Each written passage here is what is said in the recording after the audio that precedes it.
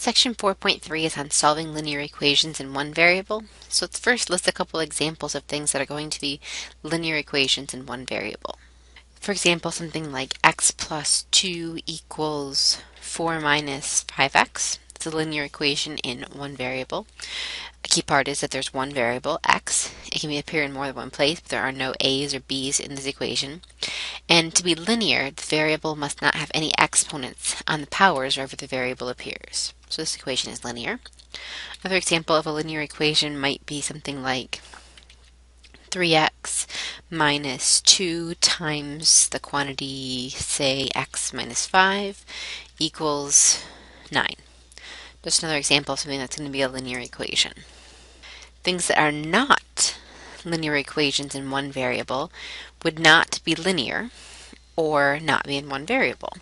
So not in one variable might be something like 4x plus 2y equals 7, not in one variable, or not linear might have an exponent such as x squared plus 5x minus 1 equals 15. So those are two examples of equations that are either not linear or not in one variable.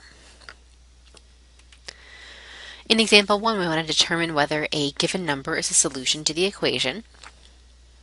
So is 2 a solution to the equation 2 minus 4x equals 3 times the quantity x minus 4? To figure that out, we're going to plug 2 in for x. Let's go ahead and copy that equation. And we're going to plug a 2 in wherever we have an x. Okay, and simplifying using order of operations. On the left-hand side of the equal sign, we're going to have 2 minus 4 times 2 is 8. And on the right-hand side, we're going to have 3 times 2 minus 4 is negative 2. So 2 minus 8 is negative 6 equals 3 times negative 2 is also negative 6. So this is true. Since that is true, the answer to this question, is 2 a solution, is yes. 2 is a solution to the equation. Let's check out part B. Part B is using the same equation, but it's asking us whether or not 5 is a solution to the equation. So we'll take the same equation and plug in 5 for x. Replace each of the x's with a 5, and simplify. 2 minus 4 times 5 is 20. We want to see if that's equal to 3 times 5 minus 4 is 1. 2 minus 20 is negative 18. That is not going to be equal to 3. So this one is going to be a no. That's not going to be a solution.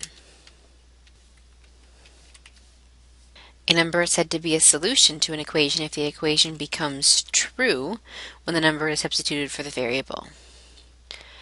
And we solve an equation by finding all of its solutions. The goal in solving a linear equation is to get x by itself or find out what x is equal to. Now I've put the x in quotation marks here because it could be A, B, C, D, whatever the letter happens to be. X is just a generic letter. Alright, the method for solving a linear equation is to follow one of algebra's most basic laws. Whatever you do to one side of the equation, you must also do to the other. For example, in the addition property of equality, if you know that A is equal to B, then it must follow that A plus C is equal to B plus C. If you add the same number to both sides of the equation is still true. To say that another way, we can add or subtract the same number to each side of the equation without changing the solution. And that's how we're going to solve the next couple of examples. If we look at the equation x plus 8 equals 2, I want to subtract 8 from both sides. So I've got x plus 8 equals 2, and I'm going to subtract 8 from both sides. Because when I subtract 8 from the left-hand side, positive 8 minus 8 is 0, and I just have x equals negative 6. My equation is solved because the x is by itself. Let's look at part B. It doesn't matter whether the variable is on the left-hand side or the right-hand side of the equation.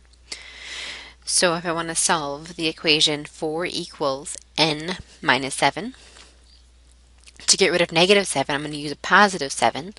And if I use it on one side, I have to use it on the other side of the equation as well. I use positive 7 because I know that negative 7 plus 7 is 0, leaving the n by itself. And the n is going to be equal to 11. 4 plus 7 is 11. So my answer is 11 is equal to n, or if you prefer, you can write that as n equals 11. In part C, I start with b plus 5 equals 0. To solve for b, I need to get rid of the 5, so I'm going to have to subtract 5. If I do it to one side, I have to do it to both sides. 5 minus 5 is 0, so b equals 0 minus 5, which simplifies to negative 5. And part D, I have x minus 0.24, so we'll do the opposite of minus 0.24 and add 0.24 to both sides. Negative 0.24 and 0.24 add to 0, giving us x equals negative 4.94. In part E, we have the equation 1/3 plus x equals negative 3/4. To get x by itself, since we have 1/3 on the same side as x, we know we're going to have to subtract 1/3. And then we do that from both sides of the equation. On the left-hand side, 1/3 minus 1/3 is 0, so I have x equals negative 3/4 minus 1/3. We're going to have to get a common denominator there to solve for x. So the common denominator is going to be 12 for 3 and 4. If I multiply 3/4 by 3 on top and bottom, that'll give me 9/12. And if I multiply 1/3 by 4 on top and bottom, that'll give me 4/12. So x is going to equal the sum of negative 9/12 and negative 4/12, which is going to be negative 13/12. For part F, we have variables on both sides of the equation. Whenever you have more than one variable, you're going to take care of your variables first. So we're going to subtract the 4y from both sides of the equation. 4y I chose because it was the smaller value of y. 4y minus 4y is 0. So I'm going to have 5 minus 4y is 1y minus 3 equals negative 10. Now, since I have a negative 3, we're going to have to add 3 to both sides of the equation. When I add 3 to both sides of the equation, negative 3 plus 3 is 0, so I have 1y, or just y, equals negative 7. Let's take a look at the next page. The next page is going to discuss the multiplication property of equality. So similar to the addition property, which said that a plus c was equal to b plus c, the multiplication property says that a times c is equal to b times c. That is, we can multiply or divide each side of the equation by the same non-zero number without changing the solution. For example, if I have the equation x divided by 7 equals 9, I can multiply both sides of this equation by 7. And what that's going to do is take the 7 and the 7 here, and we're going to cancel them out. And we're left with x equals 63.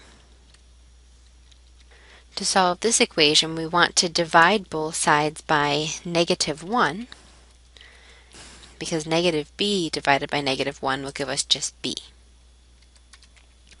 So that gives me b equals negative 7. In the equation 5x equals 30, we're similarly going to divide. We want to divide by 5 on both sides.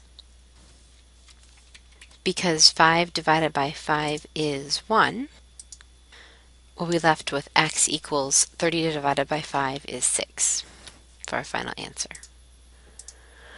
In 28 equals negative 6 times x. To get x by itself, we need to divide by negative 6. On the side with the x, the two negative 6's will cancel out. So we're left with negative 28 sixths equals x. Now negative 28/6 is not reduced, so I can divide both top and bottom by 2. That'll get us 14/3. And then a fraction isn't proper if the negative is in the bottom, so you're going to want to put the negative either out front or on the top. So your answer is negative 14/3 is equal to x. To solve for n, we're going to need to divide both sides by negative 5.9. We know that on the left-hand side we'll get n, and if we grab a calculator real quick, we can find out that on the right-hand side we get 3.6. For the last one here, I know I want to divide by the fraction 5/6, but I know that with fractions, if you're going to divide, it's the same thing as multiplying by the reciprocal. So that's what we're going to need to do, is multiply by the reciprocal of 5/6, which would be 6/5. Make sure we do that to both sides of the equation. And this works because if I have 5/6 times 6/5, both of the 5's cancel and both of the 6's cancel. So we're left with y on the left-hand side equals 18/40, or that can be reduced to 9/20. Moving on to the next technique, we can also solve an equation by using a graph.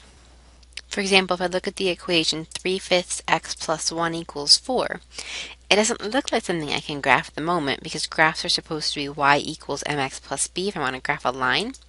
So what I do is look at the left-hand side of the equation as being a line and look at the right-hand side of the equation as being a line.